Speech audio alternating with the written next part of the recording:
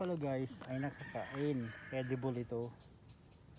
Yan, gawin ko siyang cucumber salad with tomatoes and onions lang, tapos konting salt.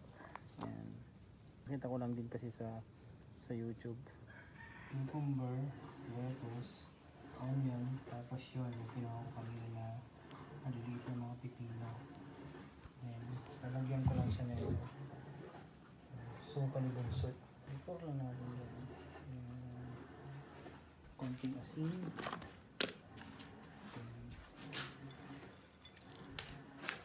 Tapos payments. May payments paminta. Ito. Fried bawang.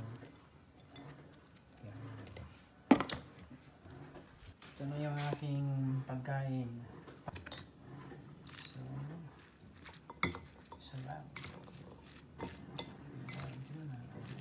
First time ko lang kakain na ito kasi akala ko to hindi ko nakakain.